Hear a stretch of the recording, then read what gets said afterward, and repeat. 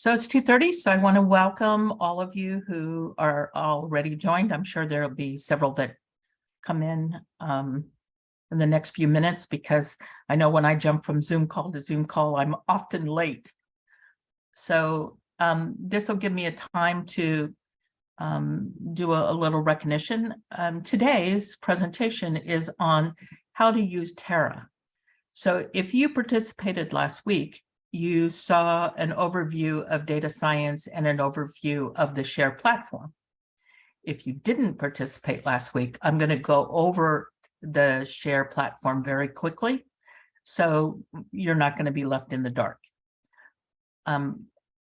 Today, we're going to learn how to open a Terra account. I hope most of you have registered already. We're going to learn how to do workspaces and set your permissions. We're going to look at notebook environments, and then finally we're going to do, if we have enough time, going to billing and cost. Just remember that the next 3 Think-a-Thons, so the next 3 months, is really how to use Terra.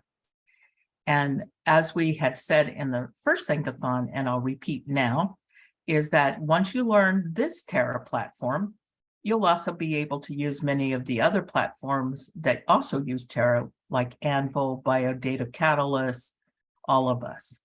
I'm also pleased, and if you have your, if you can see the screen, we have Tim Tickle here, who is from the Broad Institute. Tim, if you can give out a little wave, a shout. Hey, so happy to be here. So I really want to recognize Tim and his team, because his team also is Liz on the call. Elizabeth Karen, if you can shout out Liz. Hello. Happy to be here. She will help today with any technical problems with Terra, like if you're having trouble getting your account set up, etc. I also want to give a big shout out to Tim, because when we started developing this cloud platform about 1.5 years ago, Tim offered us so much support and so much expertise to get us started. And it was these kind of efforts that made this possible. So I'm going to, today, I also want to recognize BioTeam. BioTeam is the contractor, our technical contractor, but Luca is out on vacation today. So Anna, Soa, and Wisdom, Akapin, are, give a little wave. They will be doing the Think-a-Thon today. They're going to run the Think-a-Thon. After I do the overview, they're going to teach you how to do all the parts of Terra. And so Anna, Wisdom, Anna will do most of the presentation. Wisdom and Liz will also help on any technical issues. And I'll try to respond to things that you put into the chat. Okay, so we'll get started. So Anna, do you want to do this part, or do you want me to? So we need to make sure that you've already signed up. Exactly. So maybe let's try it this way. We may not even need to go through this. If you have not signed up and you want to, actually go through hands-on with us today, raise your hand if you have not. If you choose not to, kind of like go through all the steps with us, it's okay. You can just observe. But if you want to sign up, please raise your hand, and so we can just see how many have not. Okay, it looks like just a couple, so that's good. That's awesome, because all of you guys have already done it. That means you follow instructions well. So we're going to run through this to get everybody started a little bit, and while they get their accounts set up, I will also be doing a little bit of an overview for those of you who missed it last time. So Anna, you want to talk them through this part? Sure. So would it be okay, Deb, if they are just messaging me in the chat with their email, and it should be a Google affiliated email address? Would that be appropriate? There we go. People are already sending it to me. Fantastic.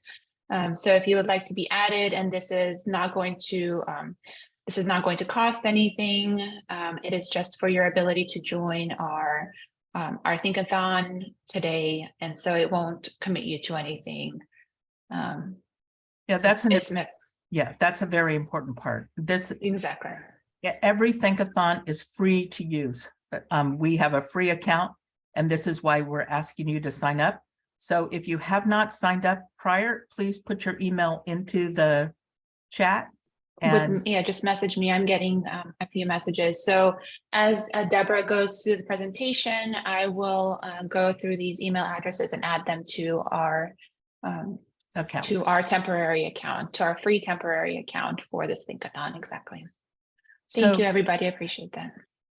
So all the Think-a-Thons are part of a free ScHARe account for Terra. So please get your emails sent, and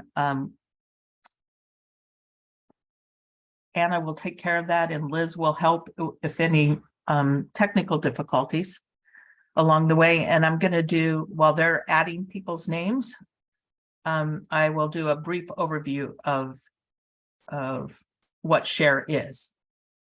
For those of you who want a more intensive overview of data science and ScHARe, we now have it posted on our website at the NIMHD. And when you drop down on resources, ScHARe is the very first icon. So you can go there. So ScHARe stands for Science Collaborative for Health Disparities, Artificial Intelligence, and Bias Reduction. It is a collaborative between NIMHD, the Office of Data Science, and the National Institute of Nursing. We have many people to thank for. As you can see, many of the people that are involved are also on this call right now. This is what we're going to be going over today: how to set up your Terra accounts, how to register, how to do billing, how to do workspaces, and how to do notebooks. So right now, Kevin is going to talk to you about Slido. I'm sorry, about the Slido accounts and using Slido to do our polls.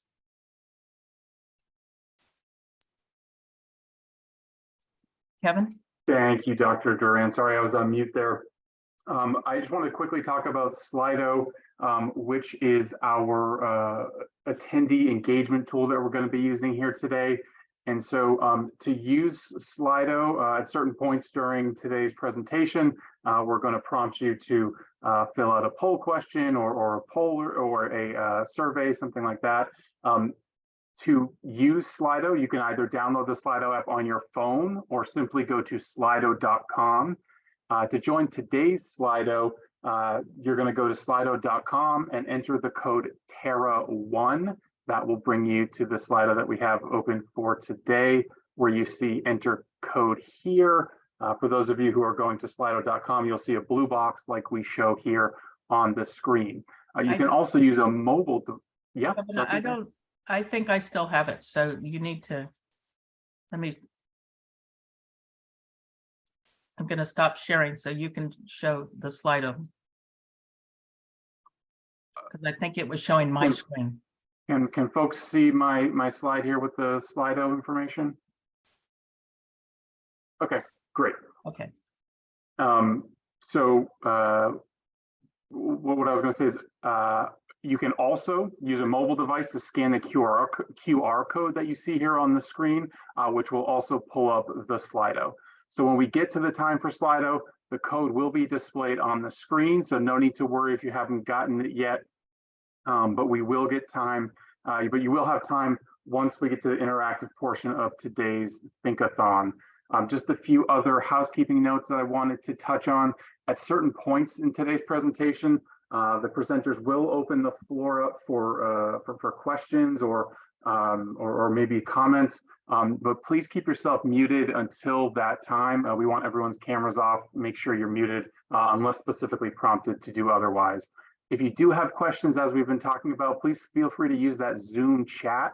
And at certain points during today's presentation, we will have breakout rooms open up for attendees to ask more detailed questions of our experts. So during those times, you will be prompted by the speakers to raise your hand, use the raise hand feature on Zoom to indicate that you want to be moved into one of those breakout rooms to ask some more detailed questions.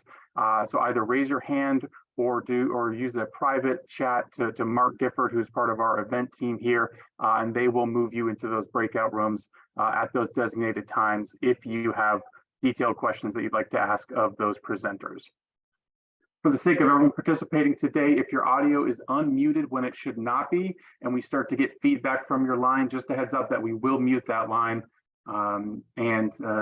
Like we talked about, we're going to be using Slido today. So hopefully everyone's had a chance to go to slido.com or use their phone to scan that QR code to get to our Slido for today's session.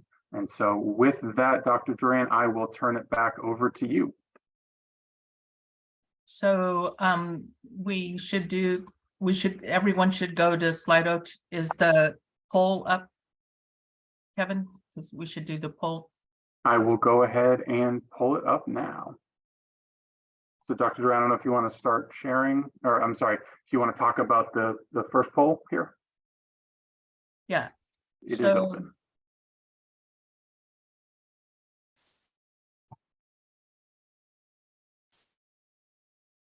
Okay, can everyone see my screen now?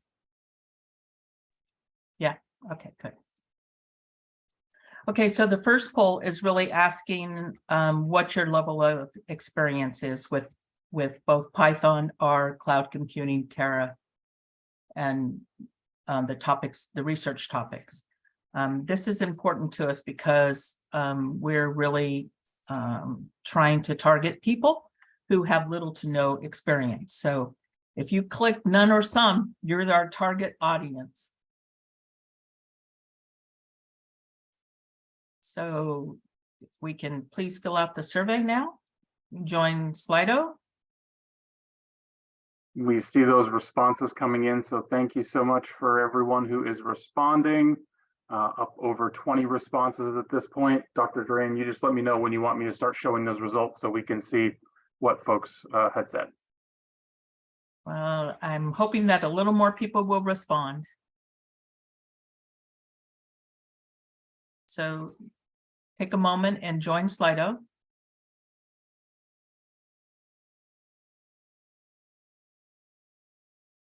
We're up over 30 responses now. Thank you, everyone. More than 35. Thank you.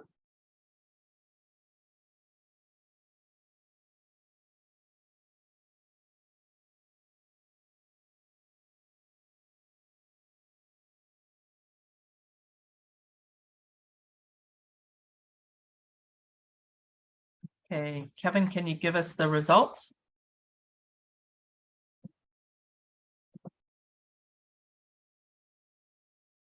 Good. We're hitting our target audience.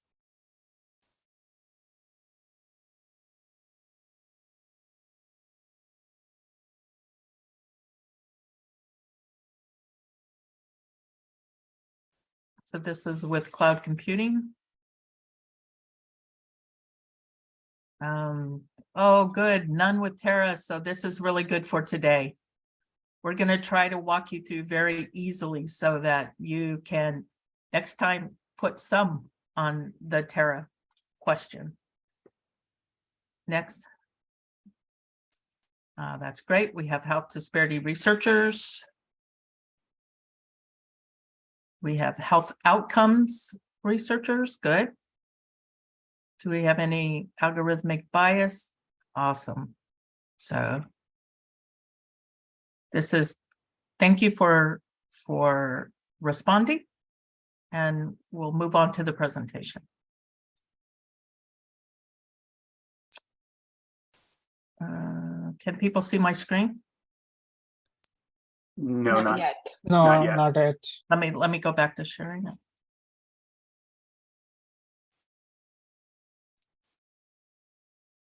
Okay, how about now?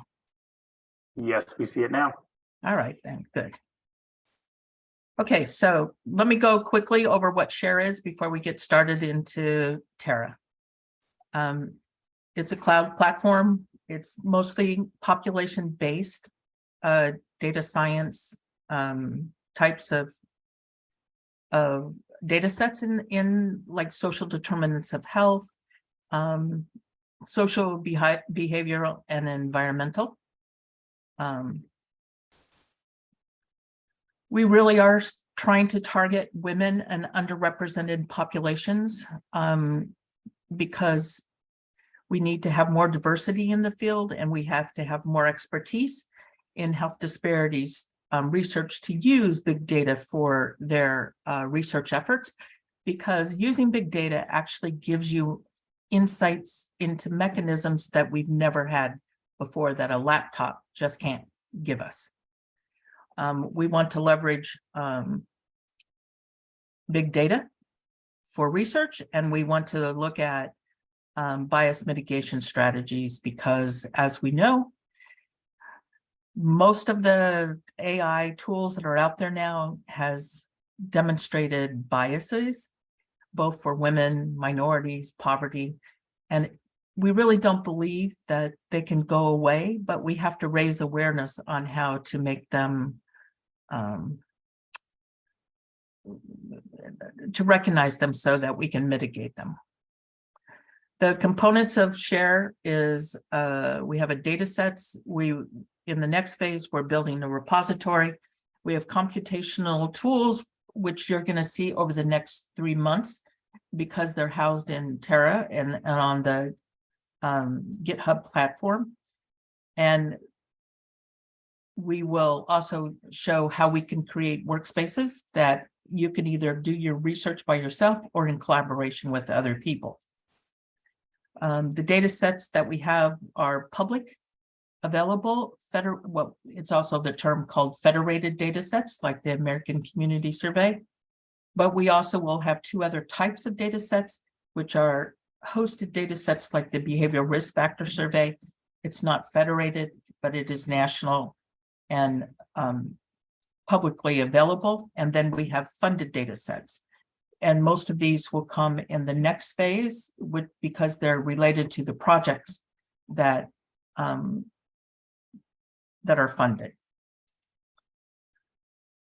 In our current platform, we have or will have about 300 plus data sets. These are just an example of some of them, like the American Community Survey, the Social Vulnerability Index, the Behavioral Risk Factor, and some of these data sets have 10 years of data, so that you can also analyze trends from this information. The data is organized by the social determinants of health that CDC uses: economic, education, health, neighborhood, and social community context. But we've also added 2 other categories: health behaviors and things that are related to disease and disorders. And as you come into the platform today, you will see this image actually, and to see how these data sets are set up. There are many usable tools. There's workflows, there's pipelines, there's now you have to either know Python or R to actually do analyses. We are working on getting SAS added to the platform, but that's going to take a few more weeks or even a month or so, because we have to make sure that it's, we have to work with Terra to make sure that it's available to everybody. However, you're going to see in the notebooks, and in fact, Wisdom's going to run an example of taking code from a notebook and running analysis using notebook codes. So one of the things that we tried to do with these codes is to make sure that a novice user could just cut and paste and run some data. You're going to learn how to set up your workspace today.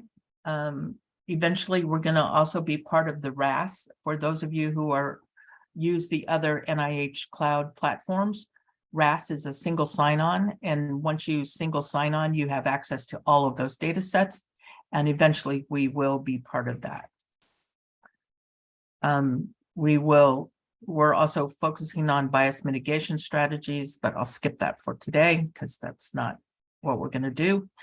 And then this is our second phase where we're working on core common data elements, both for NINR and for NIMHD. And we're aligning those hopefully with NIMH, who's also doing the same core common data elements approach. And we're going to be able to then map across data sets because we're increasing interoperability from the core common data elements. And we're going to be able to harmonize and map between like federated data sets and project data, which for those of you who work with data is a kind of a challenging aspect to do. But we're going to make this possible for you in our second phase. And then we're also going to be able to map across platforms. So Anvil is a genomics cloud platform. Ours has the social science, population science data platform. We're going to be able to link across the platform so people can do like epigenetic studies. This is an example of Terra, which is what you're going to learn today. It is at the interface of all of these cloud platforms at NIH. So let's go to the interest poll, Kevin. And please fill out why you're here today and what is your interest in cloud computing and participating in the ScHARe platform with us, because this helps us to also tailor to what your needs are. So if you can join Slido and do this interest poll. Kevin? Absolutely. So again, feel free to join this poll, slido.com, Terra 1. It's the same place you were before for the first poll, and we'll see the results as they start to come in here.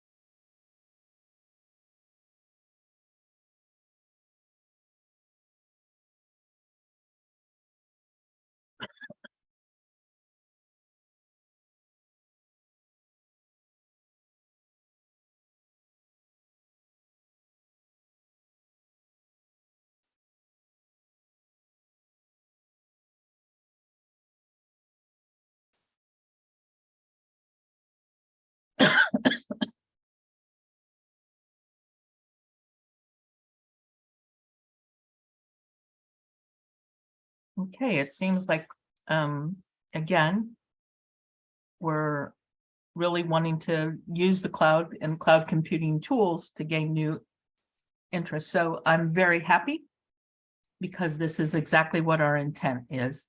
So as you can see, for people who are new users, many of the people on the call are people like you. So be encouraged. So let me finish up here.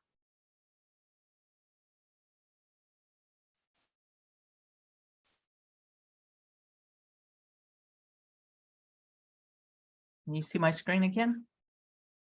Yeah. Yes, we can. Okay. So I was asked to remind you all by our communications office. If you want to participate in more of the ScHARe and Think-a-Thons, please be sure to sign up, because by law, we can't just blast out emails about this. So go to our NIMHD website and click on Stay Updated, and it'll give you a couple of options in order to make sure you stay in the know, and we'll get more updates on the future Think-a-Thons. And of course, you can always go to our webpage to see the calendar of the Think-a-Thons. These Think-a-Thons are really designed to help you. There's two different kinds. They're instructional, and then eventually we're going to get to the research part. But these are really designed for new year users to help you learn how to use these platforms. The next three Think-a-Thons are really focused on Terra to help you learn how to use Terra. So now I'm going to turn it over to Anna, and she's going to walk you through Terra. Before we get started here, Anna, did we get everybody into the platform? I believe we did. I think I managed to get all the accounts signed up. All right, then I think we're good to go. Okay, let's get ourselves all signed up. Okay, so what I will try to do is guide everybody through the, oh, we have a few more. Liz, I think you have ownership now. Yeah. I Liz- do. I've added any of the ones that I've seen publicly in the chat. So if you directly messaged Anna, maybe send it to Yeah. either to me while she's presenting or share it publicly. So send it, if we're in the chat, send it to Liz Kiernan, and she will get you registered if you're not already. Thank you.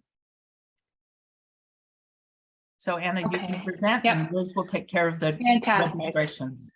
Great. So if you gave me your email address, why don't we, and I'll put this in our chat. I'll follow along, and then we, since we've added you to Terra, we still all need to register actually. So here is the link in chat.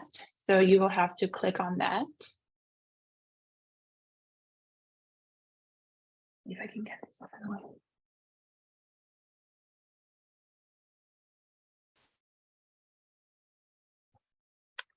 Okay, so hopefully if you've clicked on that link to register for ScHARe, then you will see this screen here. And I will follow along with you. So we should end up here. And if you scroll down, you will see this register for ScHARe. And then we will see this register for ScHARe on Terra. And then we have to go through a few steps. So we are putting in our name, our role, our affiliation, our email address, and please use the same email address that we have currently assigned you to, because we have linked it to the free billing account. So I guess the affiliation email address can be whatever you would like it to be. Here's the Google email address for Terra registration. Let us know if you want to hear more things from ScHARe. Let us know why you're interested in joining ScHARe, because I know that Deb really is on a mission to support folks in their use of social health data. Yep.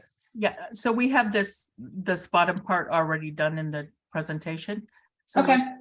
So let's just do the first part, give a few minutes for people to register. Yep, go ahead. You don't have to go through all the steps Yeah, because we have it. So just okay.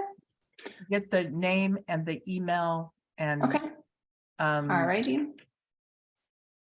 So if you so let me explain the difference, because some of you have already registered for ScHARe. This is to register to use the free account for ScHARe today. So I think a lot of folks are already registered, but I know when I was inputting the email addresses, I would say 75% of folks are probably not yet registered for Terra, so, or for ScHARe. Yeah, what right. I'm trying to explain is, yes, if you've registered before, please do this today, because we're doing it for the free workspace for the Think-a-Thon. Okay. You might have signed up already in a different account, like your own account.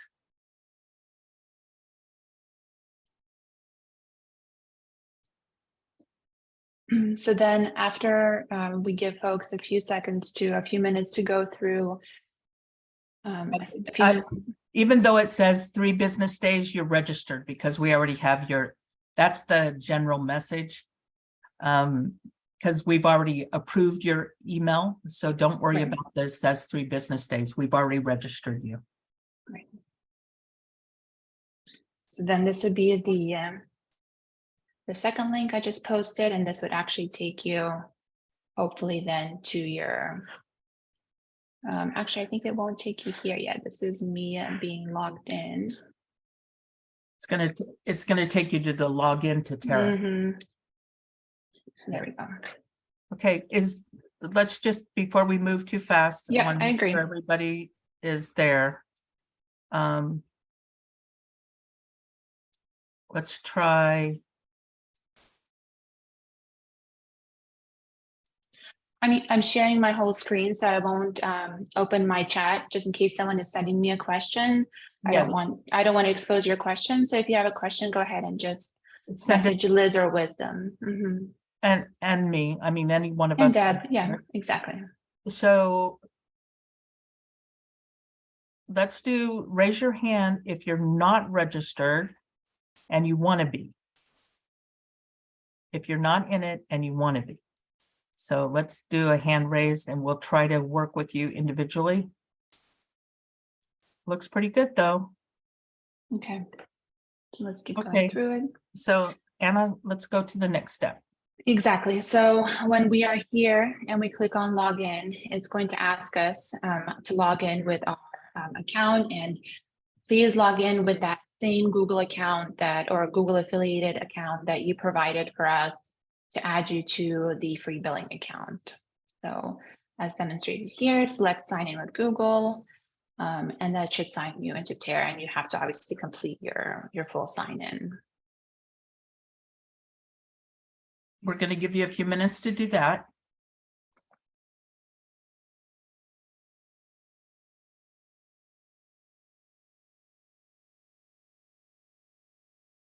And the most important part is to be sure that you're using the same email that you sent us to register. You're going to see me authenticate. 1 second. I'm sorry, how did you get, can you post the link to the Terra? Thank you. Absolutely. 1 second, I'm just allowing myself to sign in. So the link to Terra. So it should be. The link to Terra should be. Wisdom put it in. Oh, he did. Okay, thank you, Wisdom.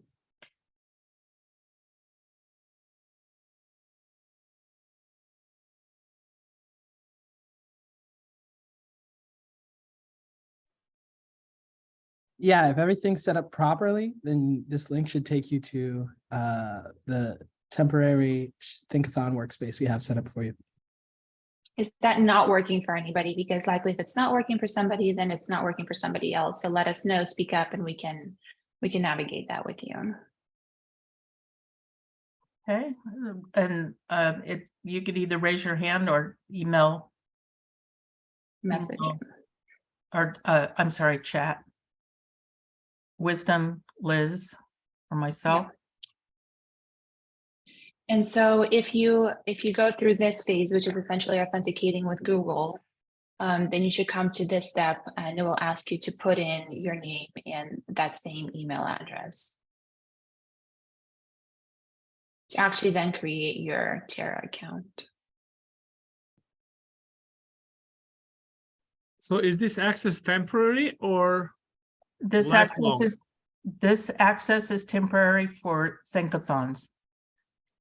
You would have to register your own account separate from the Think-a-Thons.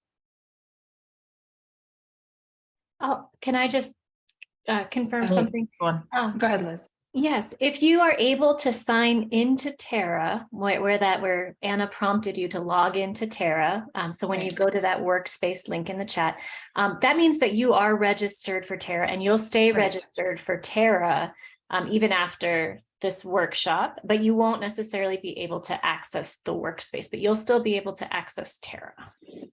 And as you then, I believe, Liz, correct me if I'm wrong, as you become affiliated with other workspaces, like actually registering for ScHARe, not this Think-a-Thon, but for ScHARe, then you will be able to still log in through the same exact site, but you will see that affiliation pop up along with the billing associated with that. So you are able to log into Terra, but you will be disconnected from our specific Think-a-Thon workspace, but you will be able to then, through the Access. same login, access other workspaces. Right. You still have access to Terra. Mhm. Okay. Okay, so we're good. Okay. So let's move Yep. to the next step. I think if people got through that, you probably were able to see the terms of service and navigate those. And then I am hoping that everybody ended up at this workspace. I'm curious if anybody can give me a thumbs up just to let me know that people actually did make it there, that at least somebody made it there, because I know that these things seem easy to us who do it all the time, but it's totally fine that it didn't work, because the goal here is to actually, take it as slow as necessary to make sure we actually all end up here. After this, we're actually going to have Wisdom walk us through a demo. So if nobody wants to sort of speak up now, as Wisdom is walking us through the demo, feel free to ping any of us and let us know if things just sort of didn't align exactly. And the reason that we're going to do the demo now is because we wanted you to be able to sort of see these different buttons here. So the dashboard, the data, the analyses. And I think I'm safe in saying that the place where you'll be able to sort of see your various workspaces will be here under Workspaces eventually. So you can see that I have the ScHARe workspace and I have my ScHARe Think-a-Thons. You will also have a ScHARe Think-a-Thons, and that will eventually be disabled, but then eventually you will be, if interested, you can then Anna, be a part of ScHARe. Yeah. Hold on a minute. We got quite a few people in the chat that are not Perfect. with us. So we're going to take a little bit of break and we're going to go back. If you can, a couple of slides. Yeah. And Liz, if you can look at the chat, there's some of the questions in there that I'm not sure. Yep, I'm not sure what folks mean by workbench either, so I'm trying to look at that as well. And then there are a few people I'm directly working with right now. So Okay, so let me stop sharing and then see if I can answer some of the questions as well. So there's one. The community, so the workbench is the homepage. So when you first log in, what you need to do, let me share my screen real quick. I think this might help a couple people in one go.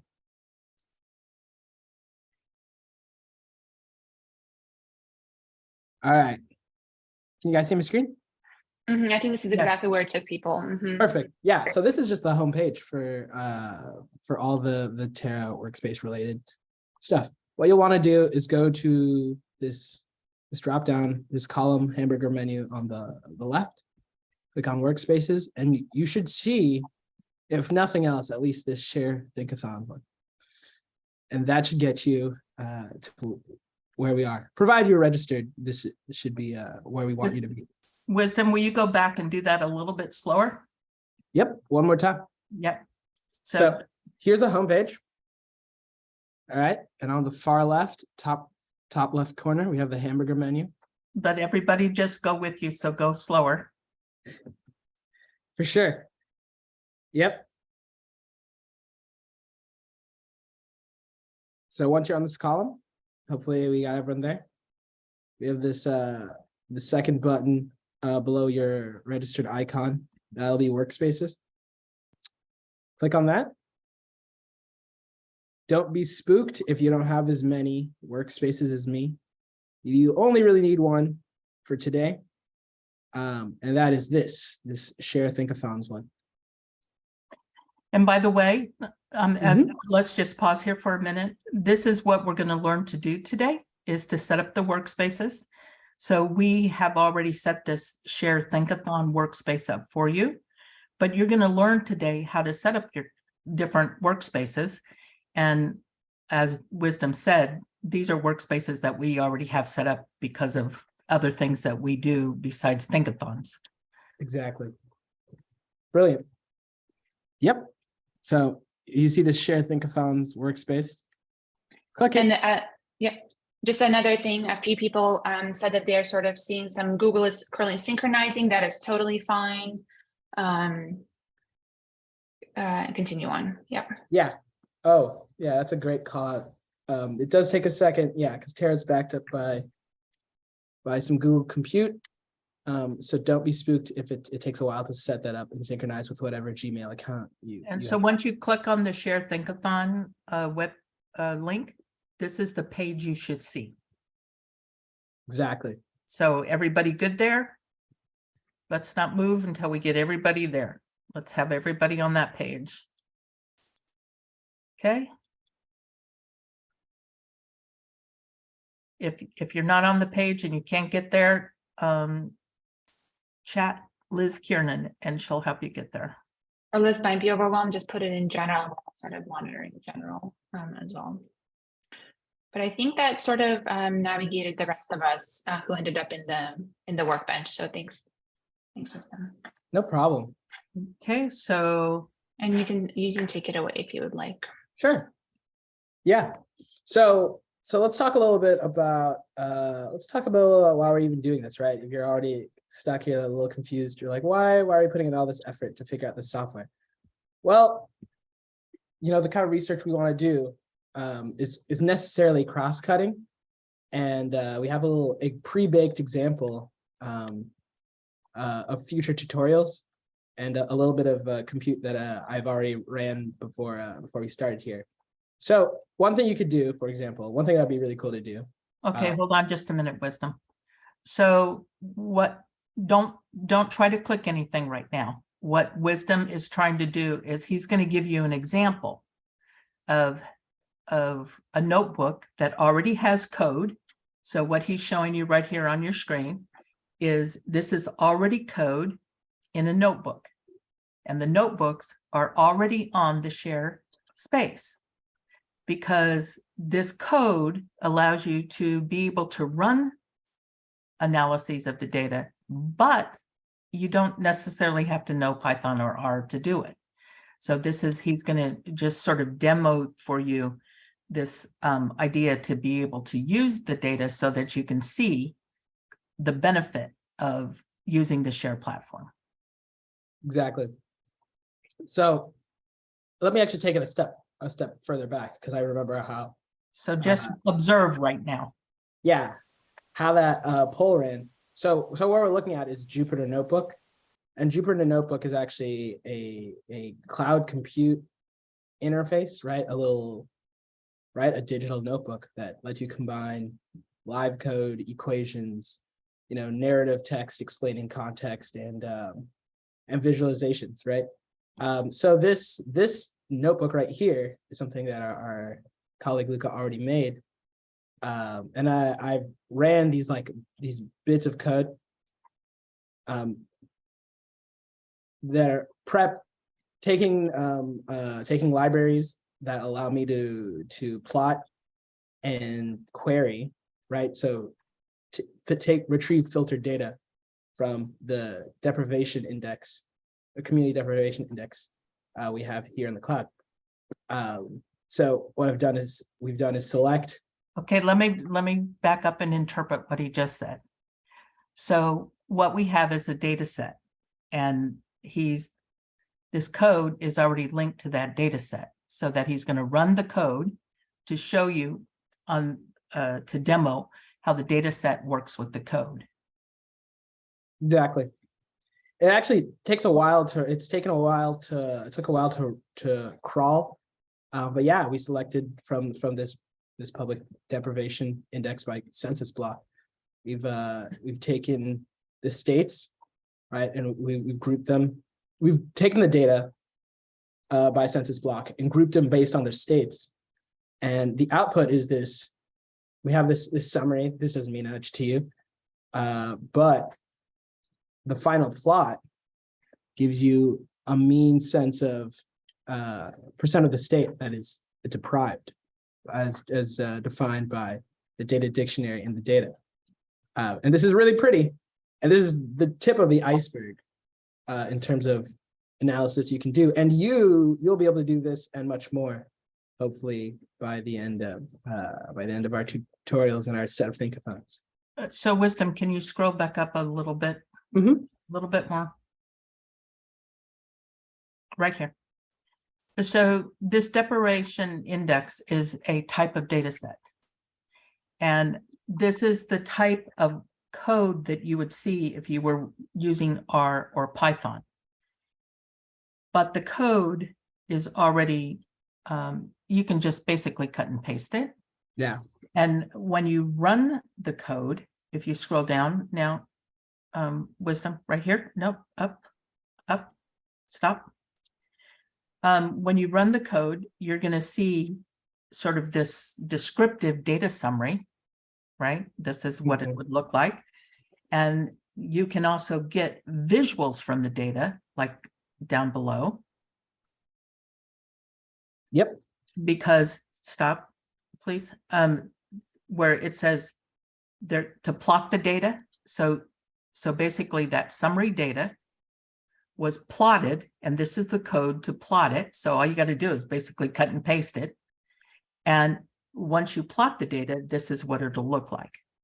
So we're going to take you through to learn what to look for in these notebooks, because as I tried to explain to you, we've spent a lot of time already writing code out like this. So see where the title says, let's now plot the data. If you cut and paste that code, it just plots the data for you. You don't have to write out code yourself. To increase customer satisfaction, which of course we know retains revenue. Exactly. So we have many notebooks that have that kind of code already in it. So if you can go just a little bit back up, I want to go back to the code. No, just scroll up, hon. Oh, I thought you wanted to see more notebooks. Whoops. No. All right. Now, take you back.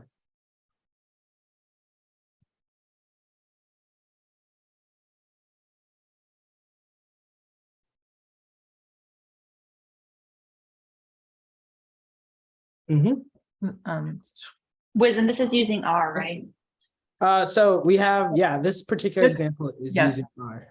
But yeah, like But Deborah said, we have notebooks for R and we have notebooks for Python. exactly. There's two different sets of Yep. notebooks. We're just getting questions in the chat. That's why I brought it up. Yeah, this So is R can- in particular. This is an R tutorial written by Luca. Wisdom, please go back up a little bit, For sure. a little more. Okay. So as you can see right here where it says, and the line N10, it says number output summary statistics. That's the code. And you just put that code in and it gives you that information. So one of the things that Anna's going to walk you through today is to look at these notebooks. And I would just spend a little bit of time on your own looking through these notebooks so that you can see so much of the code that you need, even if you don't know Python, is already coded there for you. And therefore you can start using these data sets, even if you don't know Python and R, because we've tried to create these notebooks so that you can just see that you want output summary statistics, and you cut and paste that and run the data. Okay. Yep. Perfect. Any other questions? Okay, so thank you, Wisdom. And Anna, No problem. why don't you take it back over? Yep. Great. And because we're going to show you the notebooks later. Exactly. So I think the goal really is to make sure that everyone feels comfortable doing, as much as we can get. So we actually, I guess, just to let you know, Deborah did cover the agenda. I want to let you know what's in preview so we can also see where we're going in case people have sort of questions. So we will go through how workspaces and permissions, and then after that, we're going to talk about the notebooks. So walking you a little bit through how to access those notebooks. And if you don't feel comfortable doing this just yet, it's totally fine. This is meant to be an introduction. And we will cover this again, hopefully as many times as sort of necessary. And the recording will also be available. And then we will go through billing and costs in case you want to take advantage of some of the options for starting to explore data in your own workspaces. And so it's all tied together. And I just want to add the billing and cost part of it is really, and Anna's good point about don't panic yet. We're going to take you through this multiple times, Yep. so that you feel comfortable doing it, because it really is to try to get you more comfortable. For those of you who already know R or Python and you want to start working, that's where your billing and accounts, we're showing you how to do it so you can take off and fly on your own. Exactly. And so I think it's important to think about, like, what is a workspace? We've been talking to you about what is a workspace in terms of the difference between Think-a-Thons and ScHARe. And Deb also presented in her slides that there's a number of sort of Terra workspaces that are available through also other repositories or places where maybe access to Terra will pop up. You might be a member of some of those.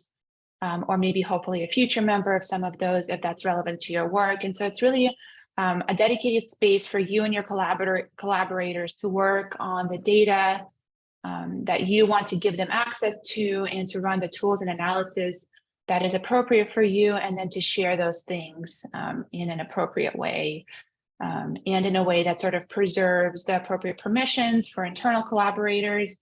And external collaborators, I think that that's probably a big use case from my experience, is that you have different sets of collaborators. You don't necessarily want to share all your data in the same format with everybody. And so the workspaces and the permissions and everything associated to that with Terra allows you the flexibility to work on your data in a way that fits you and your research. And probably if for those of you guys who are more visual, if you can recall back when Wisdom logged in from and he collected workspaces, his list of workspaces were probably many more than you had. Right. Probably only had. I have just a few, so I just have 2. And then Wisdom, since he's actually helping with some development things, has additional workspaces that he works on, and all of that allows him to keep his permissions and data and work sort of separate. And as you can even see, even me, you can see this access level. I have access to some of the workspaces and I don't have access to other workspaces, and that is totally fine. That will be also, you will have the ability to sort of control who comes in and out and what they do in your workspaces, which I think is a great feature of Terra. So this feature of Terra basically is saying, like Anna said, is that you create your own workspace and you can name it anything you want. And she's going to teach you how to create your own workspace Exactly. now. Right. But what it does is it allows no one else to get into it unless you give them permission.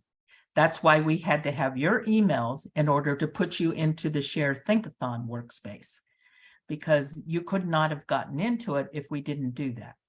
So this sort of gets rid of the idea that everybody will see what I'm doing. No, Yep. they don't. Your space is secure just for you and your collaborators. So she's gonna help you now learn how to set up your workspace. Right. So in your workspace, you'll see some general information sort of as you move around. And if I access so you will see here on the right, excuse me, some information. So you can see that where I'm currently using compute from, and the bucket that I'm currently storing my data in, I don't have any storage costs because I haven't put any data there. In fact, I want to let all of you know that for this portion, none of you will be, I think, able to actually pull data from the Think-a-Thon. So if we sort of navigate a little bit around, and I hope that all of you feel comfortable doing this, you will see what actually currently exists in our ScHARe platform. So we have data sets related to various social determinants of health. So for example, if we look at neighborhood and environment, we have a certain amount of data sets here. And for me, it allows me to access it, but most likely for some of you, it will not. For most of you, it will not, which is not a problem. It's not meant to, nothing is going wrong with the system. It's just, we want you to be able to see it for now, but not quite sort of work with it. Our next Think-a-Thon is going to be about working with data, and then everybody will have sort of the access to data that they need. But you can see that as part of your workspace, you have access to a specific subset of data. And I will actually respect these slides and follow along with those to see if we have any questions as we go along. I don't want to take you too far. So again, you will see a table of data, and it's a very easy sort of table to navigate. It really, I think, speaks to the way a lot of us work with data, which is a very tabular format. Are there any questions sort of about this data view? And you can see here that more information will be provided in our next Think-a-Thons. We just want you to know that data is part of your workspace. Different data can be affiliated with different workspaces. Okay. And as well as Wisdom showed us, there's a subset of analyses that you have access to, and these are things that we pre-populated through ScHARe. And one of the wonderful things is that you can clone data and or analyses to your own workspace from a public one in the future. So you can sort of, you don't always have to start from scratch. You can take things that have already been developed and take them to your own workspace and work with them. That is one of the features of Terra. Okay, so we have this analysis tab, and we have workflows. So I don't believe we have any workflows documented at the moment, but in the future, and especially if you're a user of Terra, in one of the other contexts, there's a lot of workflows that are available and will help you with some automated workflows or some automated processing of your data. I do have to say that I think what Deb is doing here in terms of social health data is probably not as well utilized on various platforms. And I think that that's why this effort is so important, because I think a lot of workflows exist for genomics data, other kind of data. And so it's really important to get everybody who's on this call sort of comfortable using these platforms as well, and start computing on the data that we have available through all the folks who are doing research here. And that is really Deborah's goal, which is why we're so excited to help her. I don't know, Liz, do you know any workflows that have been designed for social health data? So what, Anna, would you go to the actual site? Sure. So what we need to do is walk people through and look at the site itself. Yeah, we don't have anything at the moment. We don't have any workflows. So right now we're just looking, the slides were sort of screenshots of this. Yes. So I hope you can see, I hope you guys can see it when I go back and forth, right? Can you see me going back and forth between the slides and this? yes. Okay, good. Okay, very good. Okay, so Anna, will you click on data? Sure. So this is kind of giving you an overview. Anna has a little more permissions than many of you. Right. Was this not showing up, Deb, when I showed it before? Sometimes it glitches weird. But hold on. So if you notice over here on the data to the left-hand side, where it says main table, there's disease and conditions, economic stability, education, health behaviors, healthcare access, And then this multiple categories of data is where we actually, it didn't fit nicely into one because it kind of crossed many. So we created this multiple category.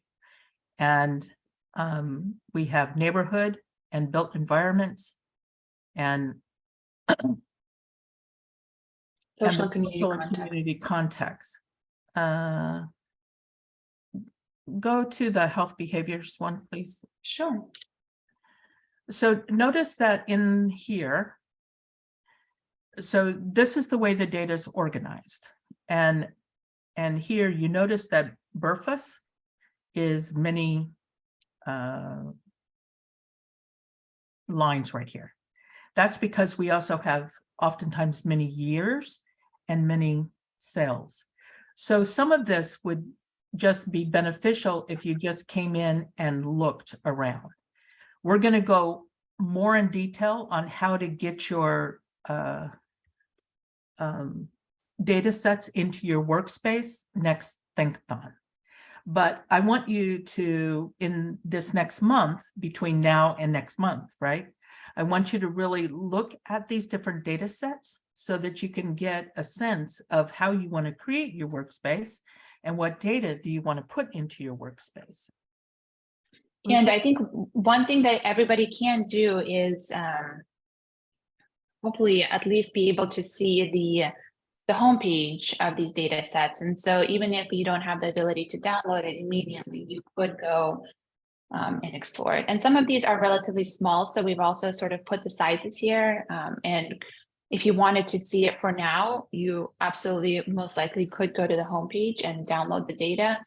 But that will not be necessary And as part of ScHARe. Yeah, and as Anna was taking you across vertically, could you do that again, Anna? Mhm. You can see where, slow down, hold it. Yeah. So you can see that it has a source category, who the sponsor of the data set is, and the tags. In other words, when you do a search, the tags will take you to these data sets based upon behavior, chronic disease, etc. I see Usha has her hand up. Do you have a question, Usha? Yeah, so I was wondering, so I see that within behavior is BRFUS, and I also saw within healthcare access is the MEPS data. So you don't distinguish the data sets, but you are distinguish it by the domains, right? So I need to know where MEPS data will reside before even clicking on that, correct? Is that correct? So in other words, these are not by the available data sets, but these are by the categories. So if I have to go for, let's say, that healthcare access, then I should know that, healthcare access is available in maps and then click there, correct? So if you click the healthcare access, for example, if you click the healthcare access, right, the H47, H115, H209, all of those are, if I remember right, from MAPS household. Yeah, they're MAPS household file. So usually I'm used to seeing this is the MAPS data, this is the BRFUS data, this is the enhanced data, this is the NHIS data. But here it seems like it is coming under a domains, right? I see. You think that it's being split. So if you wanted to, if you didn't, we did that for exploratory purposes to make it easier for folks to look through different data sets, because eventually we will have a lot of data sets. If you want to go to the main data table, it has all of the things. And so if you wanted to eventually search, if you go to the main data table, I believe we have it updated. Anna, you got to go through this a little bit slower, okay? Okay. Got it. I got it now. Sorry, Deb. But about 10 times slower. So go back to the main table data set. Yeah, so the main table has all of the data.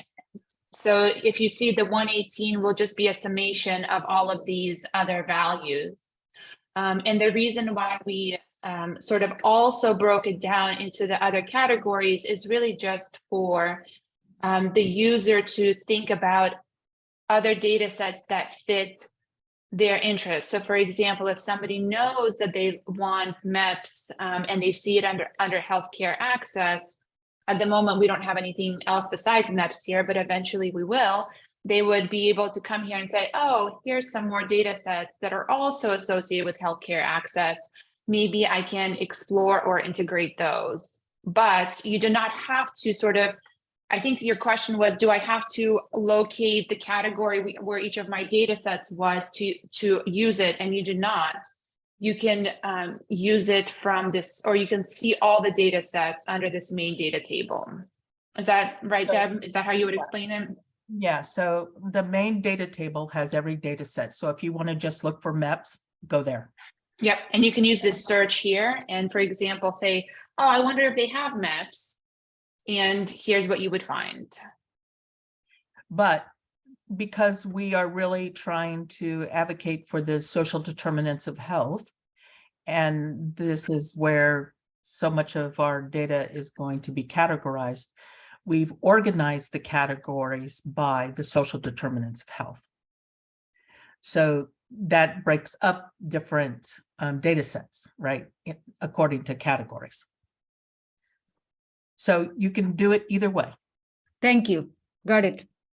Cool, very good. Very good. So I think we will explore the different parts of how to work open, export, sort of group things, search for things in the next Think-a-Thon when we're talking about data. So I won't sort of, yes, I won't do too much with that here. we're not going to do that today. So today we're really going to focus more on in your workspace. Now, once you create your first workspace, so let's work on creating the first workspace, you can then download and have data in your workspace, workflows in your workspace, analytics in your workspace. So this is what our focus is today, and then we'll do data sets next month. Asen, do you have a question? Yeah, I just was like, I mean, this is not just a workspace, this is a universe of data, I guess.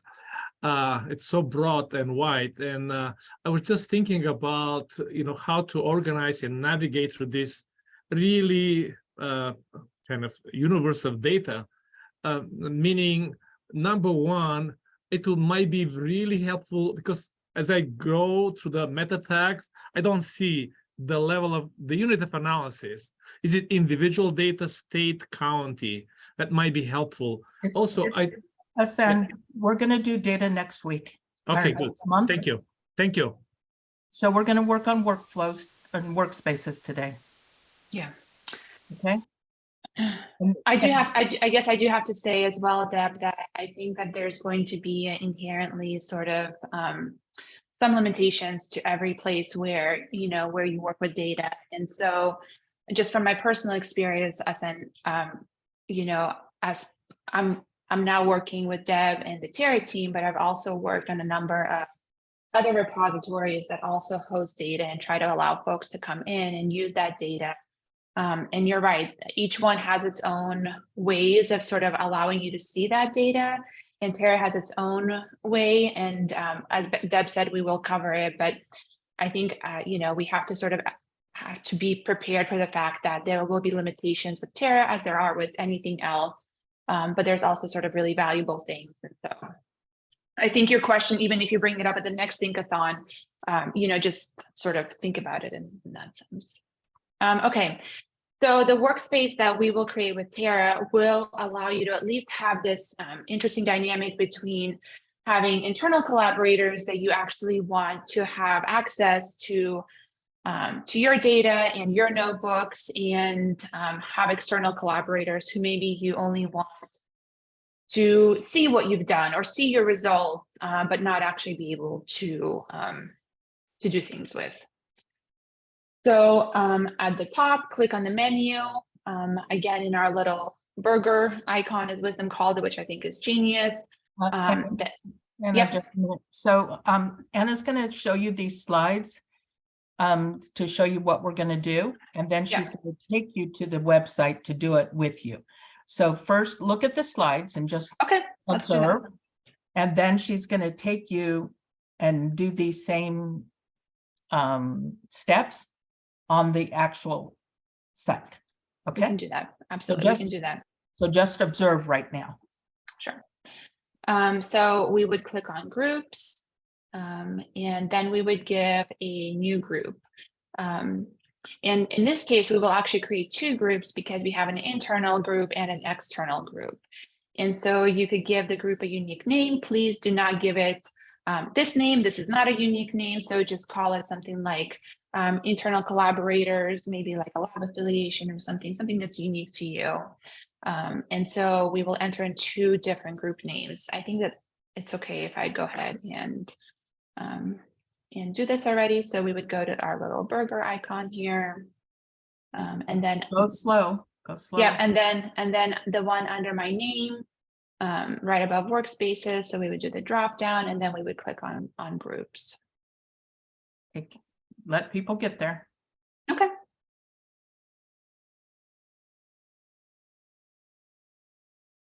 And then we would If you create have a any new trouble, put it in the chat. Yeah, chat, and then Liz and Wisdom and I'll help you. yeah. So I would call this group. Oops, group 1.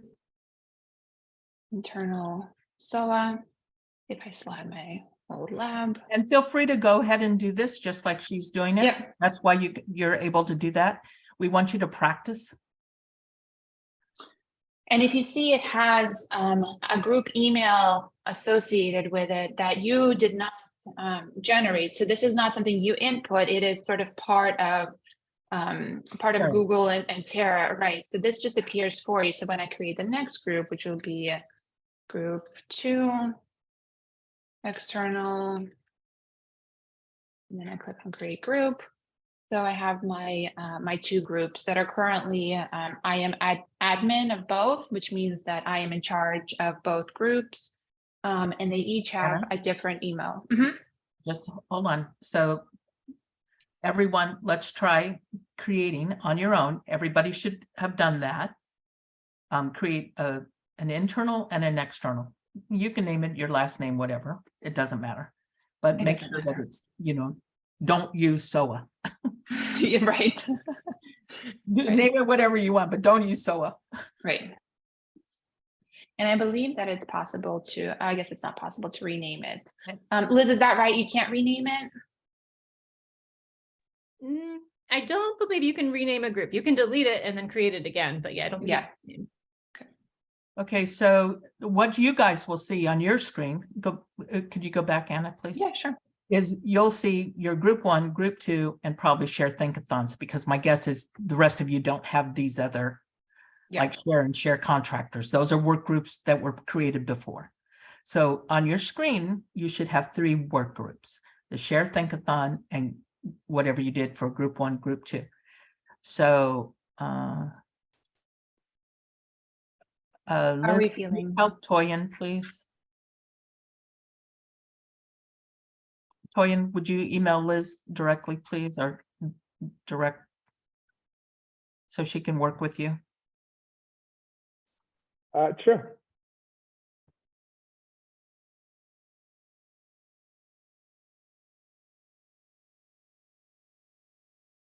Okay. Okay. So now you basically have created your new work group, Groups, right, groups 1 and 2. Okay. right. And for each group, you would be able to add users, and I believe you So just go- click into go it. slow, Yeah. Anna, Yep. slow.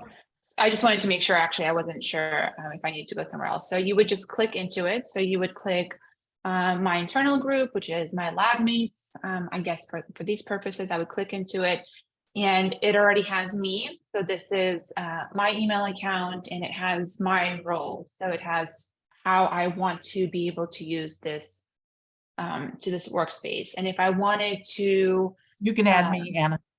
okay. Deb, I mean, I don't think we actually need to put it in. So I would add in the users of my lab who I also want to, or whoever I want part of that group for this hypothetical example. It's the members of my lab, and then I would assign them if I want them to be able to manage users and really have an admin role. For example, if I have maybe a postdoc or somebody I work very closely with, that I do want to have this ability that I would grant them this, but don't feel like you need to grant everybody admin privileges. In fact, I would say that, yeah, go ahead. Go ahead and add me so they can see. It's Okay. in the chat. It's Duran, DE at DE at mail.nih.gov.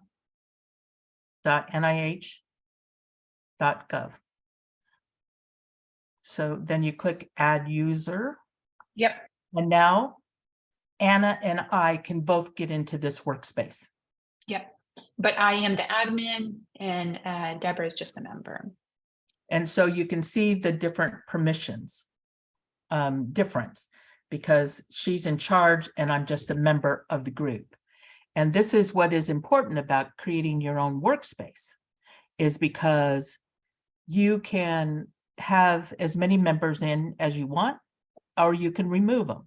So you have that choice to even delete them as well as add them. Which So is totally appropriate for, collaborators or folks that are coming in and out of your team. You can be a member and admin on various groups, right? So you could belong to your collaborators groups, be admin of your own groups. So there's no sort of limit in how to navigate the groups. And I think a point that Liz put into the chat, if you guys are monitoring the chat as well, is that especially here at NIH, we have internal users and we have external users, right? And so even within those two, we can grant different permissions of what can be seen. So this is a very important tool to allow us to create collaborative work research.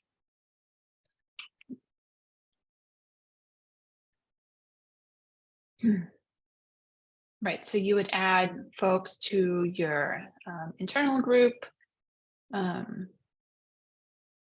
And this part I would like to talk to you about, but I would ask that nobody does this for the ScHARe Think-a-Thons, but I do want you to know this is possible. And the reason I don't want you to do this for the ScHARe Think-a-Thons is because it creates a domain that I believe, cannot access. And so if you, for example, leave something running or we need to go in and sort of cancel everybody from the Think-a-Thons, it sort of removes our ability to go in and do that. But I do want you to know that this is something that is possible, and I will walk you through this. Just please don't do it right now. That's right, Liz, right? That's what we agreed to. So here's what I need you guys to do. Take your hands off the keyboards. Remove your hands from the keyboards. That's fine. But this is an important part for you to know when you set up your own workspace, because it's kind of an ownership part of it. And you want to set this up. So we want to show you how to do it, but we don't want you to do it on this group public Think-a-Thon workspace. So hands in your lap. Because it creates a private situation that we will then have to bug you about to let us into when we need to cancel the Think-a-Thon. And I don't think you're interested in that. So, but I can walk you through it. So then what you would do essentially is you would create a higher order group. So we had internal, external, and as this example demonstrates, the higher level category of that would be, they're all collaborators on project Drosophila or something, right? You guys do social determinants of health. That's not appropriate. On project, environmental outcomes for pregnancy or something. And so you would call that group collaborators on environmental outcomes for pregnancy. And you would see the group pop up alongside, as you can see on the right, that group would pop up on the right side along with group 1 and group 2. So your 2 collaborators. And what you would do is you would actually copy these 2 email addresses. So I'm going to pop over to my thing. Still do not do anything. Right. It would be these 2 email addresses. So I would copy this and I would copy this, right? So there are the 2 email addresses associated with each of my groups. And what I would do is when I am creating users for my collaborators, I would populate that collaborators with those 2 email addresses. So we're sort of creating a hierarchy, right? So we created a group and now we're making that group a user in another group, if that makes sense. Pop it in the chat if that is not making any sense. And so the reason we do that, 1 second, I think that there's actually something that we will actually go back to this creating a workspace. I just want to show you something that we won't do, which is how we're going to, 1 second, Deb. Here. So I will go back a few slides. Don't worry, I will go back to the creating workspaces. I just want to show you the end state of why we did that.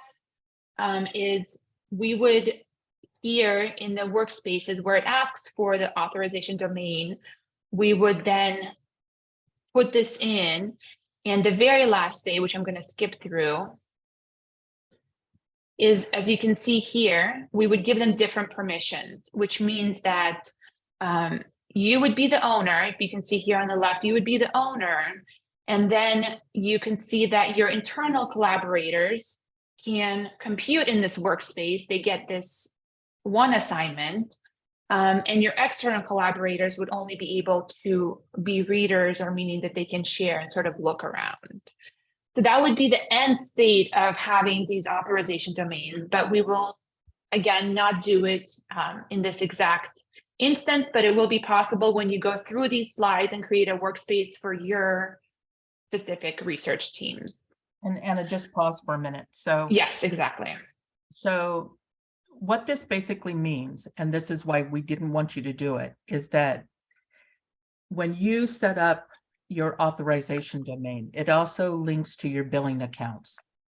And it also gives to your permissions of who you let in, how you let them in, just like you can see on the screen that they can just be readers. They can't do anything, right? You can just have the observers. As opposed to other ones, you want to be able to be writers and coders and actually work on things. So this allows you to have that kind of control over the people you allow in your group. We don't want you to do this on our workspace, but all of these slides and these step-by-step guides will be posted on the monthly Think-a-Thon, so you can actually go through and do it yourself.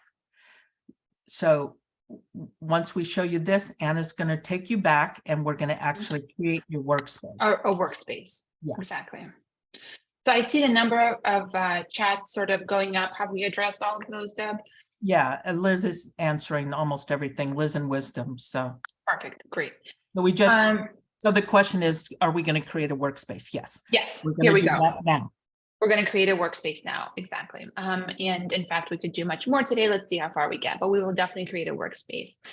So if we go here, then again, in our little burger icon, you do not have to go to the drop down under your name like we did for groups. It is actually its own thing. So you would click here on Workspaces, and you would click on here this little plus that says create a new workspace. Nice and slow, Anna. Yep, I'm just going to see what the same thing that Lucas said here. I just want to be sort of responsible to his slides. Yeah. So click on Workspace here, and then this little plus that says create a workspace.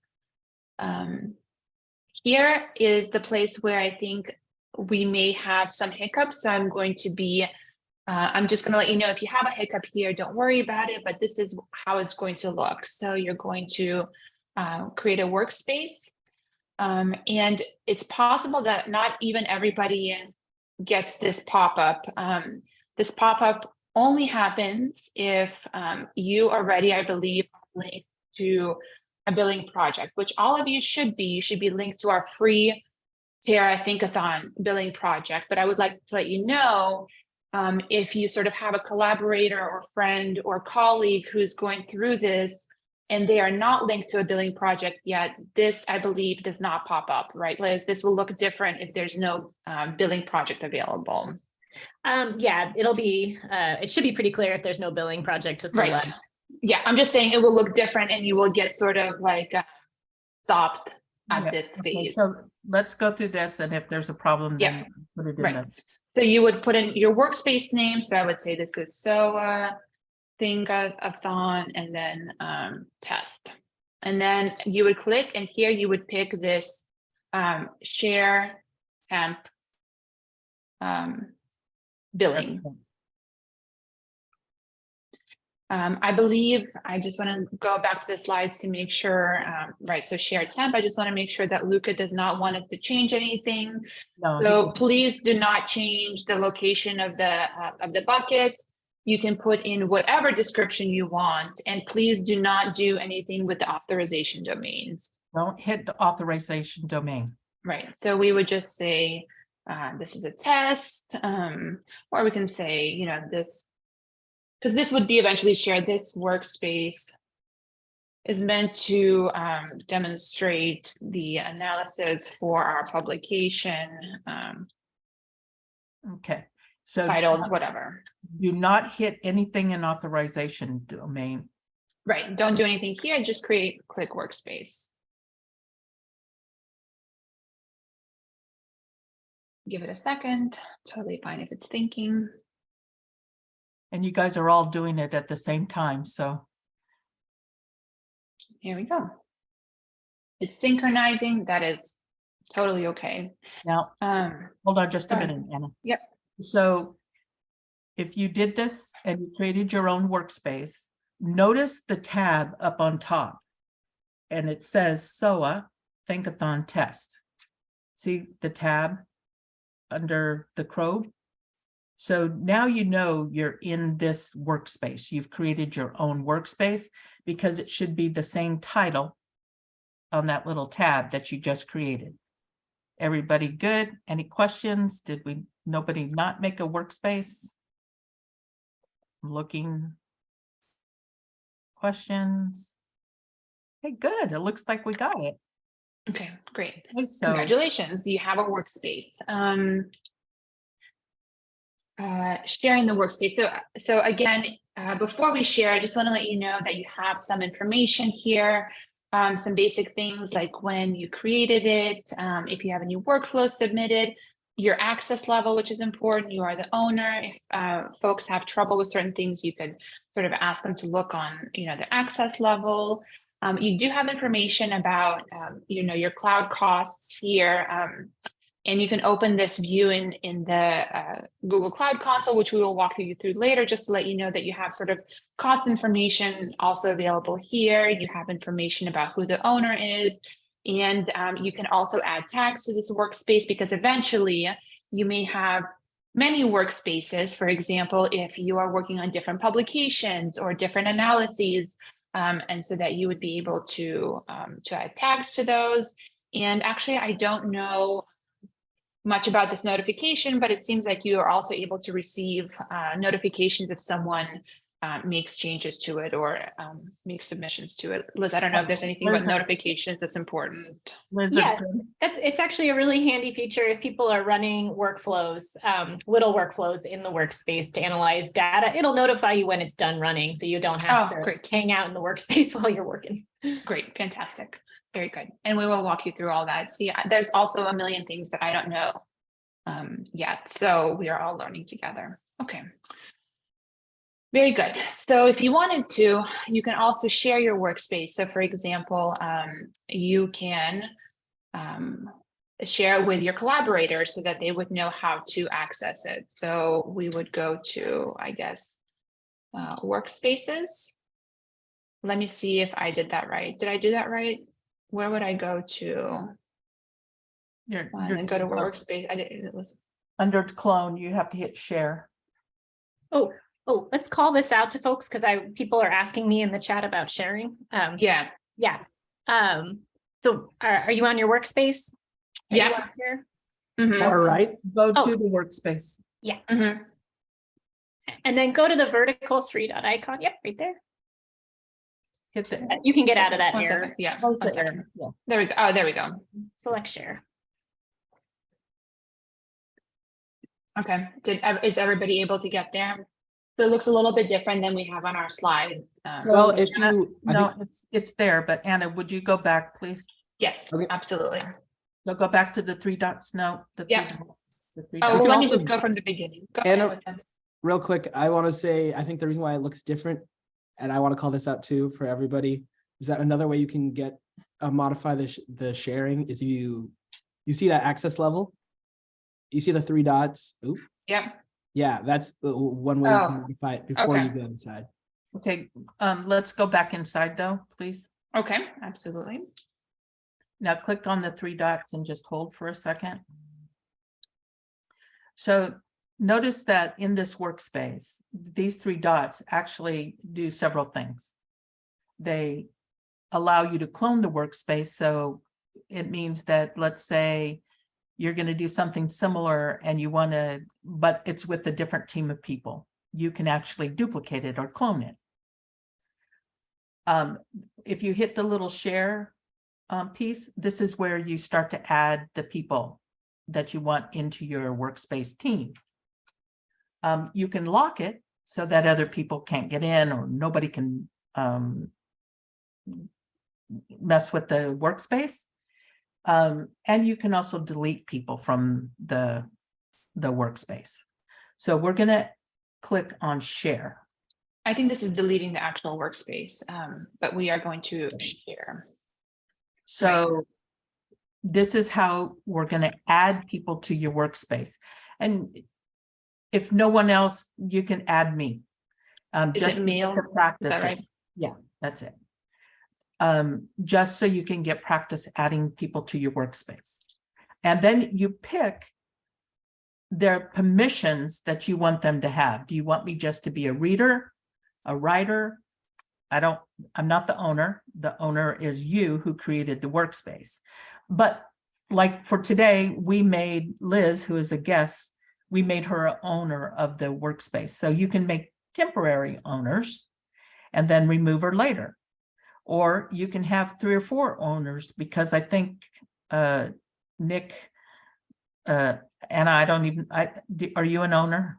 I think so. Yeah. Mhm. Luca, me, we have like 4 or 5 Yeah, owners exactly. on their workspace. So you can have many owners, or you can delete them. People like we'll delete Liz after this Think-a-Thon. Or you can just have people that come in and read, or you can have people that actually are going to do code and write. Right. And one thing I will say is that, as you remember, we had the option to, instead of adding individual email addresses, right, you can sort of add a whole group, which was our authorization domain. So we can add whole groups of folks using that email. Let me just go back and show you our emails again. So using this email here, we can add whole groups of folks, because there will be a lot of users in my internal lab team. And it makes it much easier to sort of give permissions without having to enter everyone's email individually. Forgetting folks, especially if you have a large cohort of external collaborators, it makes it super easy to share a workspace with a whole group. You know, you've got everybody, their permissions are the same. And so that is really handy. And again, we would go here and share, and we would add that group here and give them permission. So if we're adding, again, if we're adding my whole group, for example, then I can say that my whole internal group can be writers and they can compute, and I would save, and then it's shared with them. Any questions? Or everybody got this? You got your workspaces, you know who you can. I assume maybe people aren't going to share right away. So I think probably, you know, that's one of those features that you will use later when you're really creating your own workspace, but you can go ahead and consider sharing if you want. Yeah. Okay, so let's move on. Assigning permissions again. So just to make sure that if you have someone who is a writer to your group, you want them to actually have access to your data. You want them to have the ability to perform computations, which again, just so you know, will potentially, I mean, actually probably certainly cost money. So that means they have some sort of financial responsibility and liability to you. They can also help you work in your notebooks. They can modify your workspace. And again, they will perform computations for which you will be billed through your billing project. So I would say that, be initially cautious of who you add to this group, especially in the exploratory phase. It's possible for somebody to start some analysis and leave it running. And so this is a great feature because people can really collaborate with you, but it also puts you responsible for their work. Anything else I need to add to this list to make sure people are sort of aware of this aspect? I guess I think you've covered it. I just want to make sure you did mention the fact that, these permissions and the permissions, like what's going on here with these permissions are different than when you have an authorization domain. Yes, right. Yeah, and the whole point of you can make your permissions here very secure. You can give people just readership access to your workspace so that they can't do any kind of computation. But an authorization domain will protect any workspaces that are essentially downstream of your workspace as well. So, Lisa, the question is, if a person is added to the workspace, does Terra send them an email that they've been added, or do you have to do that individually? Oh, that's a good question. I usually get emails that people have added me to a workspace. So yes, it should work. Deb, did you get an email that added you to the workspace? That's a good question. Let me check. Yeah, I think we would. I think the last time, when we were trying this, I did it, but You didn't? Okay. Let me check. So there are notification settings. So let me just see what kind of notification settings are available. So if I did not. Yeah. Yes. Okay, that's what I remember. So I guess you would have to notify them that you. It's an opt-in, so that's an opt-in notification. So you can workspace, is it access being added? Yeah, would that one work? Yeah. Yeah, so you can choose to be notified when group access is requested, when workspace access is added, and workspace access is removed. But you need to. But I think for all those situations, the person you're inviting probably has to be also registered, so that you are all part of the same sort of, at least part of Terra, right? And then you can each set your own notifications, right? That's like correct. A random person won't get a notification because they're not even part of the Terra ecosystem. That's correct. Terra won't let you even add someone to they'll give you a warrant. If you try to add someone to a billing project and they're not registered for Terra, it'll warn you. You can still add them, but nothing will happen. And same thing, if you go to try to add someone to a workspace and they are not part of Terra, you will get a warning that says they are not part of Terra. Okay. And it won't let you add them. Okay. So Liz, Tim, where is the notification setting so that they can see how to set their notifications? Under your profile, go to your hamburger menu, and under profile, on your profile drop down in your profile. To the right, there's 3 tabs at the top there. There's personal information, external identities, and notification settings. And there you go. And so you have those first 3 there are your opt-ins for being added for workspace access. Okay, so let's do that a little bit slower. So you go to the drop down, you go to your hamburger, your face, and then the first option, which is profile. And profile has 3 options: personal information, external identities, which, oh, that's cool. Does this allow you, Liz, to link to other Terras? It allows you to link to, so if you're someone who, uses NIH data where you need to have it used to be ERA Commons, I forget what the new one is, but yeah, if you need to link to those accounts to access the data that you're bringing into Terra, then yeah, it allows you to sync those accounts together so that you can seamlessly bring that data in. Okay. And then sorry to go off a tangent. And then notification settings. The third one is where the opt-in options are. So you guys can do that, as you start to set up your accounts. You want to go to this notification settings and click what you want to happen so that you can get the kind of notifications that you want. Okay. So let's go back to the workspace. Yep. Okay. So this is guiding you through. We're going to skip through billing. We're going to do Right. I was going to billing. say we need to then go to. We're going to skip this because we haven't gotten to billing, but this is essentially giving you more billing information. We'll circle back to this. Now, Deb, just to be mindful of time, it's 4:10.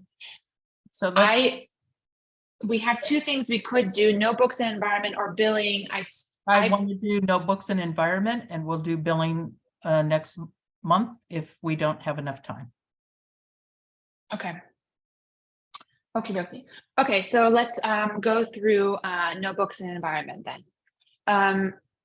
What is a notebook? So for those of you who are sort of so new to this, it's a way to do analysis on data that is a sort of more through scripting and sort of, I guess, I don't know another way to describe it, but it's more of a programming tool than it is sort of a click and point tool. So for example, doing an analysis in Python and R is sort of your own way of doing something that, for example, when I was a researcher, we did GraphPad. I don't know what's popular now, or SAS, for example. And sometimes it can feel overwhelming to try to learn a whole programming language just to analyze your data, which is why we have tried to make a lot of tools available that sort of perform some amount of analyses that we hope will be useful for you. And it's also a great way to share information. So on the right, Luca had written down for us that it's a really great way to make your analysis much more transparent and understandable, because somebody can really follow along to see everything that was done to the data. And also, if you're sharing with external collaborators, they can run that analysis, for example, on a different set of data, which is difficult with other tools. Anything else you wanted to say about that, Deb? Well, I think it's also, you saw a demonstration of it when Wisdom at the very beginning showed you the code and with the graphs.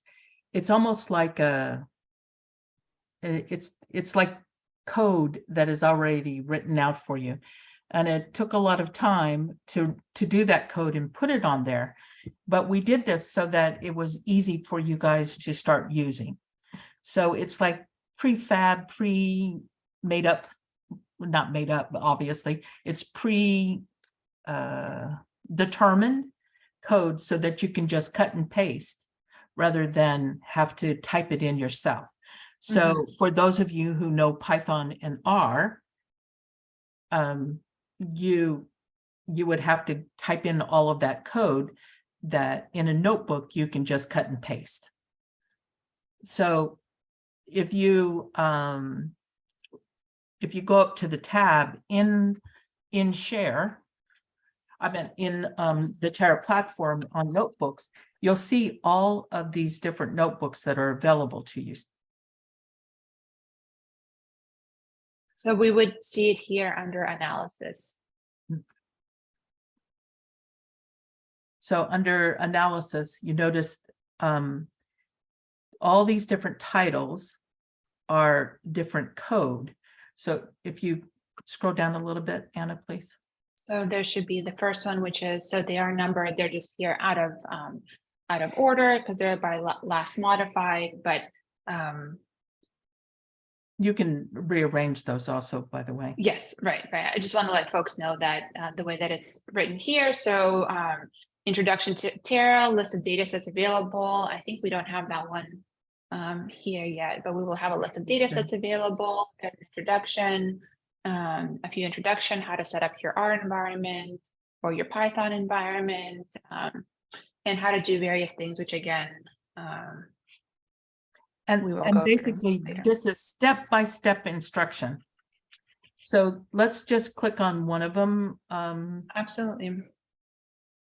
So we can just give an example of this? And this is just a preview. So when you click on this, as you see here, it says preview read only.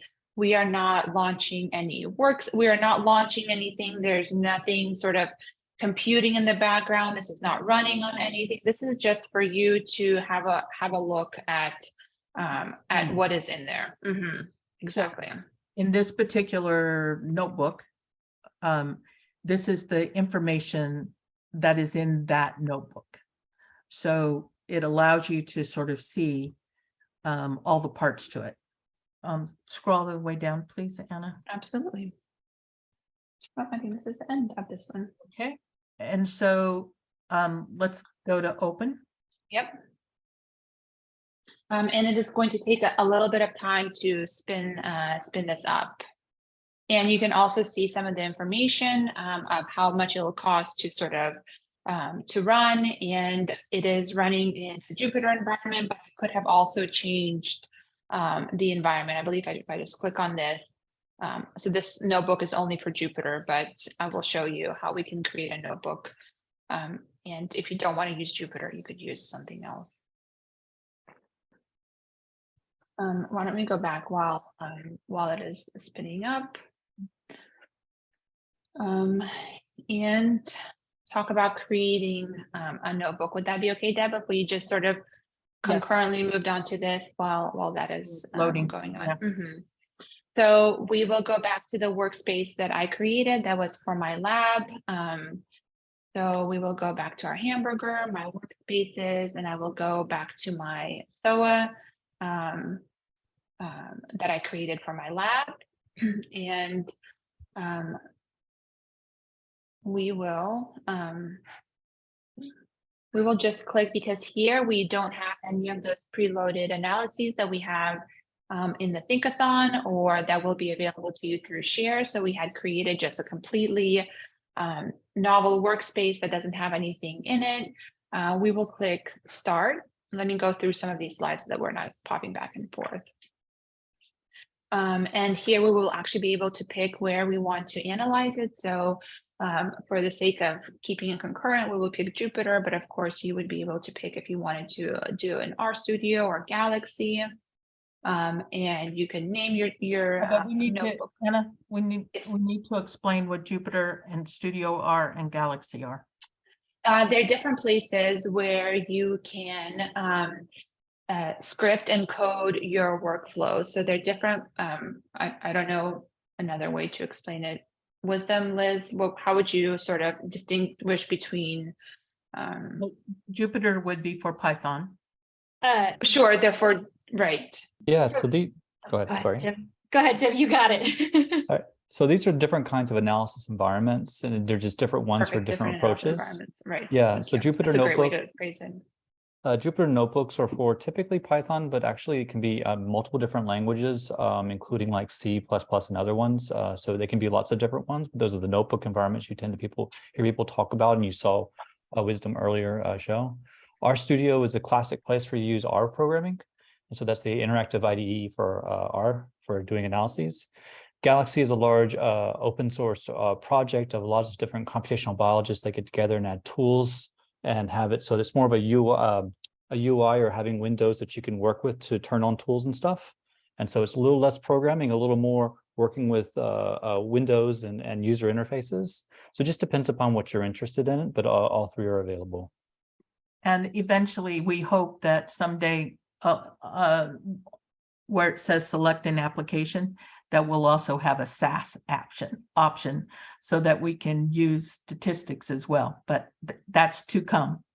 So I wanted to make sure you understood, because for new users, these are new terms. So Jupyter tends to be, like was said, Python, R, and most of us will probably not use Galaxy, because remember, this platform is used for many other NIH. Different types of data, really. It's different types of data. And there are a lot of basic scientists and genomics as well. And so Galaxy is probably something we won't use much.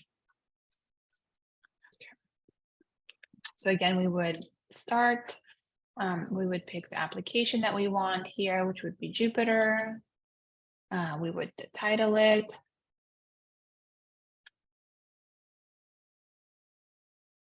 We would pick our language. In this case, we would pick Python or R, doesn't much matter, whatever you want to sort of get comfortable in, and do sort of, I guess, think of this as a way to become more comfortable in one of the languages.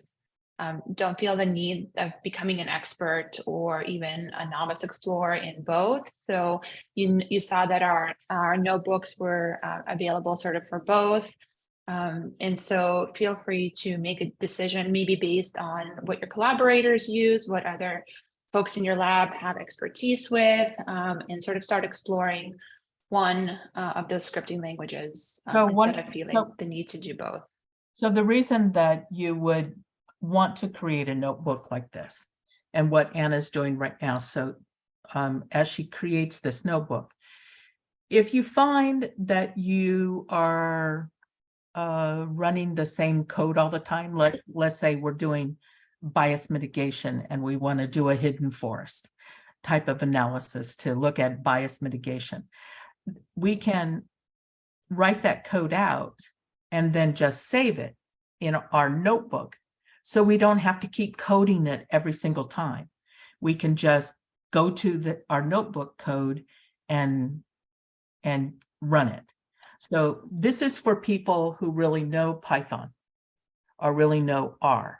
So if you know Python, you're going to create a Jupyter Cloud environment. If you know R, you're going to create an R Studio. Yeah. So this is for more of the advanced users, but we wanted to show you how to create this, and that these notebooks are really to ease your coding process within your projects. And you can create as many of these as you want. So if you want one that says just descriptor data, then you write the code, you save a notebook that says descriptors, and then all you have to do is go back and hit that every single time. So every time you start doing a new analysis, you don't have to write code again. So it makes it much easier for you to manage your projects. But I want to go back to the notebooks that are already in place. Anna, please. Okay. Yep. Let's see. I don't know if it persisted while I was. Did it? I think it might not have. So we would have to. Well, sort of wait. Let's see if we can find a small one that will load fast. Okay. The one thing that I would want to say. Oh, there we go. Okay, so these notebooks that are in here now already have the code in it, just like you saw Wisdom run it in the beginning. So can you go to the actual page itself, please? I think this is the actual page right here. This is just instructions. I think we would probably want something that actually has something in there. I think we would have to go. Maybe which one did we try before? Wisdom? Is it the test analysis or the? I actually ran the 5th lesson, how to access plots. Okay. But I also ran it while we were doing the intro because I knew it would take a while. It's already in use. Can you switch over to yours? Oh really yeah, fast? I think I also still have it open. Yeah, Okay. go ahead. That's okay, just stop. Mm-hmm. So if you scroll down a little bit, Anna. Mm-hmm. Okay, so this is what we need right here. And so notice this is a notebook that is already in place. And as I said, when Wisdom ran the example or showed you the example, notice that the code is already written for you. And it tells you right above it what to do if you need to run that code. So this is for a particular data set, but you can use this code for any data set, and just where the red variables are there, you just you substitute your own variables from your data set. So you can just cut and paste this. Let's stop. So if we're retrieving data, you can write the code And then the red part, you could tailor it to your own data set. So you don't have to know Python in order to start using these data sets. You could go to these notebooks and cut and paste in order to start using the data on the on ScHARe. And I think it's a great cycle in terms of by using already sort of like developed notebooks, you will get comfortable with how things look, and you will find yourself sort of looking at your data differently. So for example, thinking about ways to explore your data, the column headers and things like that, and then put it into the context of something like a notebook where you are thinking about it again different than sort of like a clicking application, or maybe even a copy and pasting method that we typically use to move data and then analyze it. For example, copy some subset of rows. This will allow you to query whatever you want without having to sort of copy and paste your data sets. And that's one of the reasons why it makes analysis much more reproducible. There's quite a number of benefits, but we're also aware of the fact that it seems slightly, like a whole new category of learning, which is why we are committed to helping folks work through it. So we're almost out of time. Yeah. So I wanted to check in to make sure that people feel pretty comfortable about creating their own workspace and knowing where to go in the Jupyter notebooks to start looking. And some of this, I'm going to encourage you this next month. It doesn't cost anything for you to go on and explore what is on the platform. So go look. Everyone on this call now has access into Terra. So look at the data sets, look at the code in the notebooks, see what the notebooks are, because you're going to get a better sense of what you're going to want to start doing. After you do that sort of exploration of it, you then can go create your own workspace and know exactly how you want to get who you want to collaborate with. Well, next month, we're going to teach you how to get the data sets into your workspace to use, and how to use the data sets. So do we have any questions? Nisha? Yes, just really quickly. Could you show me where those notebooks are so that I can just read through the codes? So Anna, could you go back onto the screen, please? It's under analysis of the tabs above. If we're going to take you right back to the screen real quick. You logged out.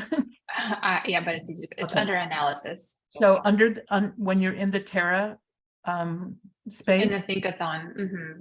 When you're in Terra space, you're going to see dashboard, data, analysis, workflows, job history. You're going to see these tabs up above, and it's underneath analysis. Ah, there it is. Thank you.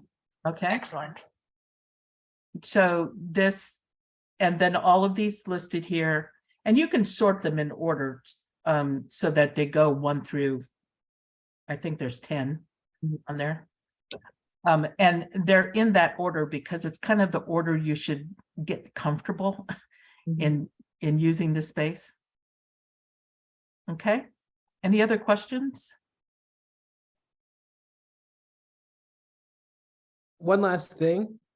If you get tired, a month is a long time. If you get tired of exploring that data, there's a lot of other public workspaces that you can look at of like other kinds of science that's been done at NIH with Terra in that workspace tab. So just throwing that out.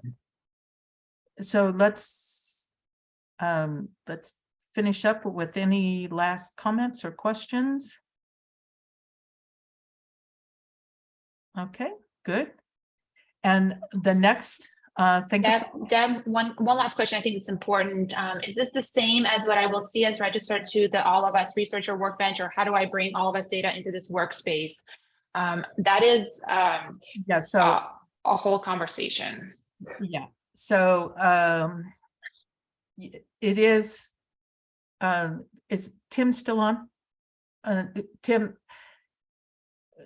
my understanding, all of us also uses Terra, but I think their Terra workspace is a little more tailored for their use.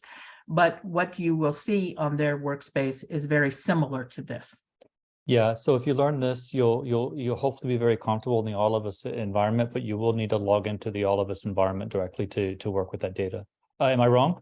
Liz, tell me wrong. No, you're not wrong. That, yeah. It's just, I wanted to, we dealt with this issue earlier today. So your All of Us account is not an account that you can use to register for Terra. This is by design. It's for security reasons. So if you're using All of Us data, they want you to use their All of Us workbench. So you would not be bringing that data necessarily over to Terra.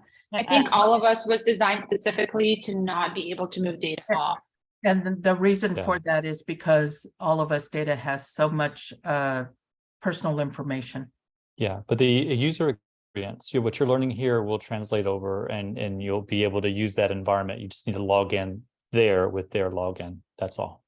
But the process and all the creating the workspace and you're signing your permissions, all of that is the same.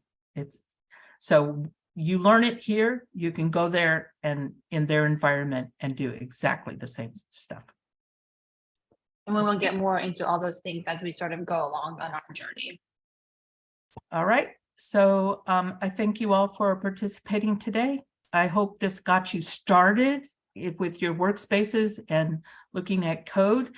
It'll while this month goes, you can also look at the data sets to see what's there. You all Do they have an email, Deborah, that they could contact? Maybe you just post that in chat really fast. the ScHARe email is always the best to use, or Perfect. you can use mine or Lucas. Wisdom, could you put it in while we finish up here, the ScHARe email?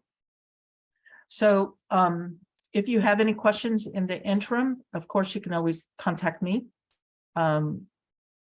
And we'll get you started and we'll get you going. Wisdom put the ScHARe email, or Kevin Yep. put the ScHARe email in. We monitor this constantly, so please. Oh, and Liz put in, if you have Terra questions, you can also get support from Terra. And like I said, Tim and Liz are both from Terra. So thank you for joining us to answer things we don't know, because we're all learning how to use Terra too. Yeah, we actually have 3 today, and Rachel is here as well. We were just excited to be here, and thanks so much for exploring the system. You're doing such a great job.